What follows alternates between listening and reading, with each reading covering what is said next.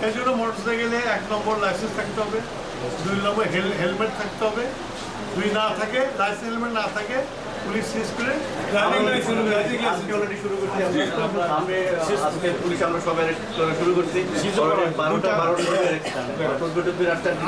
কালকে থেকে message motorcycle মোটামুটি করবে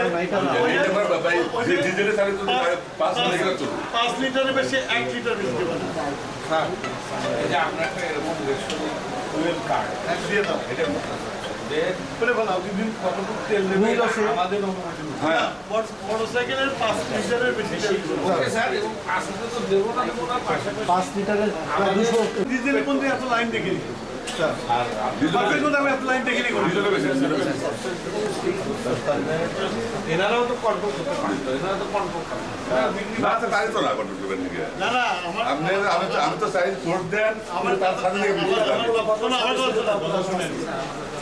কোনো মোটরসাইকেল 5 লিটারের বেশি আধা মানে লিটারও যাবে না।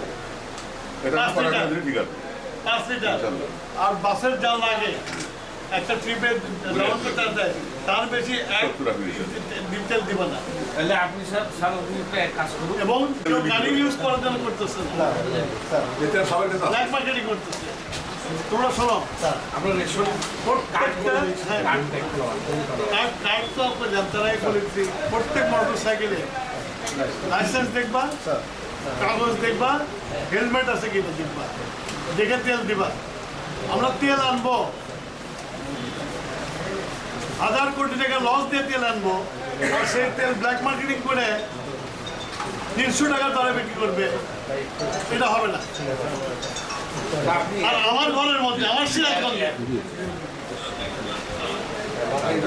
যেখানে বিক্রি হইতেছে তুমি তো দিদিই দেখলা 100 লিটার বিক্রি হয়। যদি 1 জানুয়ারিতে দেখি তাহলে তার ওখানে 1050 এখানে কত হয়েছে 3 গুণ বেড়ে কয়েক মাসে গাড়ি বেড়ে গেছে, মোটরসাইকেল বেড়ে গেছে 4065 তারপরে এই যে আমি শুনলাম যে এখান থেকে তেল বেরিয়ে গেছে অনেক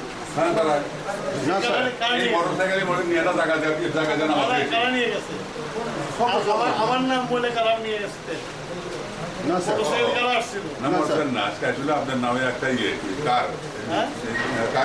কোন কার এবারে ছিল অবস্থা 10 লিটার তেল আজকে অক্টোবর হিসাব আছে এটা দেখি স্যার আরেকটা দেখি শুধু অক্টেন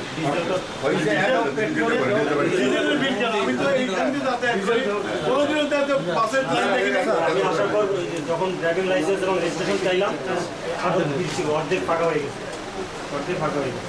পুলিশ লাগাও যেগুলো মোটরসাইকেলের এগুলো থাকবে না, পয়েন্টে থানায় আরো নিতে হবে সব লেবার আরো পরওয়ালে স্যার এটা হলো ডিজেল, ডিজেল হলো পয়লা এবং এখানে কারা করতে তাও জানি। আমাদের বিরোধী দলের যারা লোকজন আছে তাদের মোটরসাইকেল নিয়ে এসে আমাদের ব্ল্যাকমেলিং করে তৈরি করতেছে।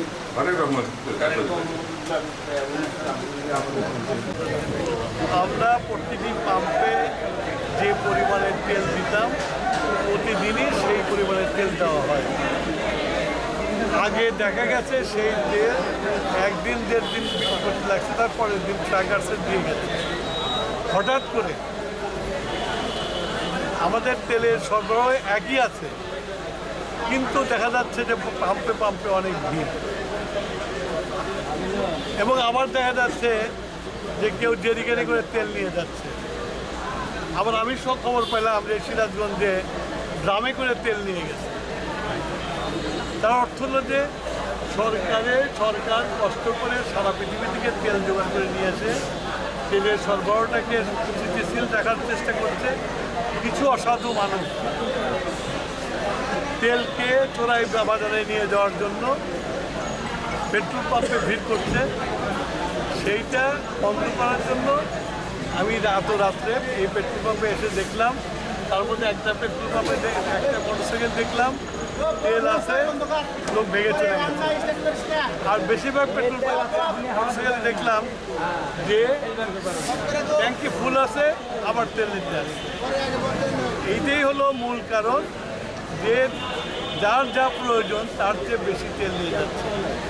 আমি এর আগেও জনগণের কাছে অনুরোধ করেছি, আমরা আপনাদের সেবক, আপনাদের সাহায্য করতে চাই এবং সরকার অনেক কষ্ট করে অনেক ভর্তুকি দিয়ে তেল এনে এই তেলের বাজারটাকে সহনীয় পর্যায়ে রাখতে চাচ্ছে। আপনারা যদি নিজেরা এই তেল সাশ্রয়ী না হয় তাহলে আজকে যে আমরা ভর্তুকি দিচ্ছি, যে আরামটা দিচ্ছি সেটা দিতে পারবো না। সেটা ব্ল্যাক মার্কেটিয়াররা নিয়ে লাভবান হবে। আমার জনগণের কাছে আপনি অ্যাপিল থাকলো, যার যতটুকু প্রয়োজন তার বেশি তেল নিয়ে নেবেন।